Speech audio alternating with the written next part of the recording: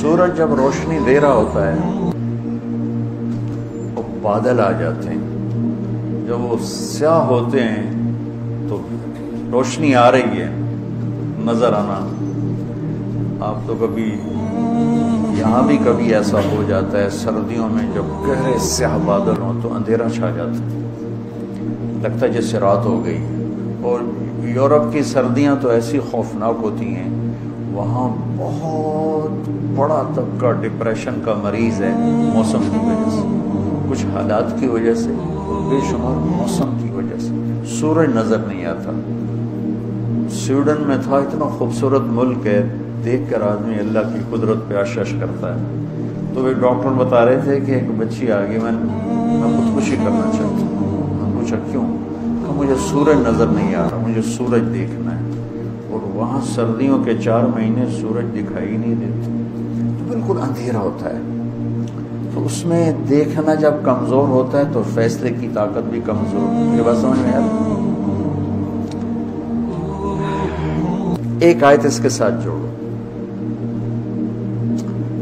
اللہ نور السماوات والارض مثل نورہ کمشکاۃ فیہا مصباح المصباح فی زجاجہ الزجاجۃ کأنہا کوکب درّی یوقد من شجرۃ مبارکۃ زیتونہ لا شرقیہ ولا غربیہ یکاد زیتہا یضیء ولو لم تمسسہ نار نور علی نور یہدی اللہ لنورہ من یشاء وکذلک یضرب اللہ الامثال للناس.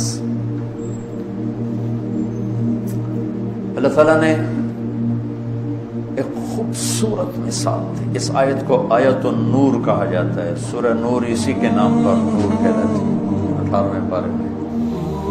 کہ اللہ تعالیٰ نے فرمایا کہ اللہ اپنے نور کی مثال دیتا ہے. نور کہاں جمع ہوتا ہے، کس چیز سے چمکتا ہے، یہ بات کر کے پھر میں اگلی بات. ایک مثال میں نے آپ کو دے دی کہ سورج کے آگے بادل آ جائیں تو روشنی ہے لیکن آگے پاس نہیں ہو رہی، اندھیرا چھا جاتا ہے. اندھیرا آتا ہے، دیکھنے کی طاقت ختم ہوتی ہے. دیکھنے کی طاقت جتنی کمزور ہوتی ہے فیصلے کی طاقت اتنی ہی کمزور ہو جاتی ہے. تو اللہ تعالیٰ نے فرمایا مثل نورہ کمشکاۃ فیہا مصباح، کہ اب تو وہ زمانہ نہیں رہا جب بجلی نہیں ہوتی تھی تو دیواروں میں ایک ایسے کھڈا سا ہوتا تھا، اس میں چراغ رکھا جاتا تھا. وہ کھڈے میں چراغ رکھنے کی وجہ یہ تھی کہ اس کی روشنی کھڈے کی دیواروں سے ٹکرا کے باہر نکلے تو زیادہ روشنی پھیلاتی تھی. اور ویسے یہاں جلا دیا جائے تو اس کی لو اتنی کمزور ہوتی تھی کہ وہ مدہ ہم نے تو وہ زمانہ دیکھا ہوا ہے اپنے بچپن میں. ہمارے گاؤں میں بجلی نہیں تھی تو ایسے وہ دیے جلتے تھے، اس میں تیل ڈلتا تھا.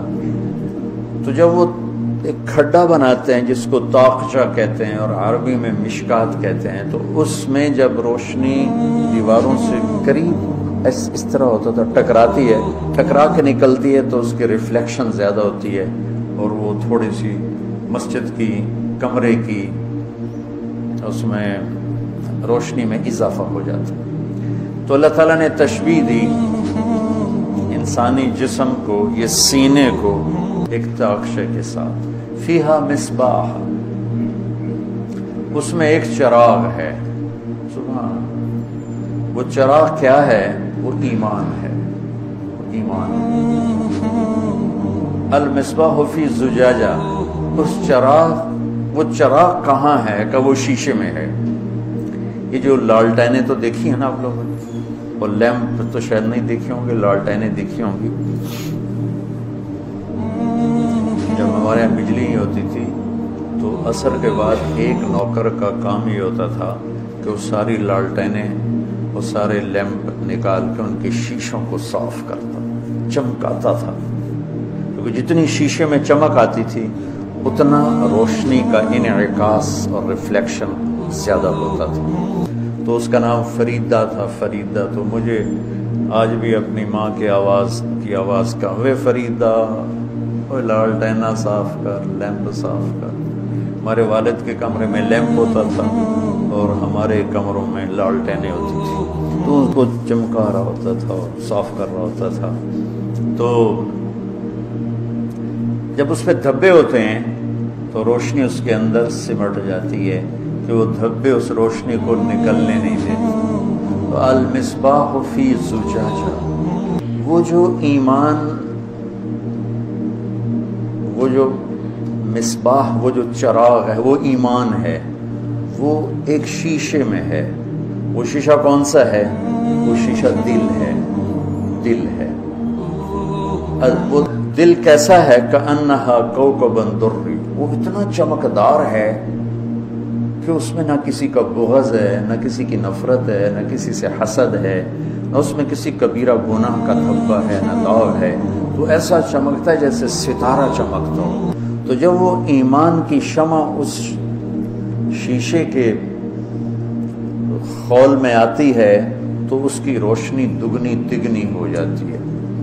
یوقد من شجرۃ مبارکہ، اس میں تیل کون سا ڈلتا ہے؟ اس میں تیل یہ ڈلتا ہے جس کو زیتون سے تشبیہ دی ہے، وہ یہ میرے رب کا قرآن ہے، یہ میرے رب کا کلام ہے۔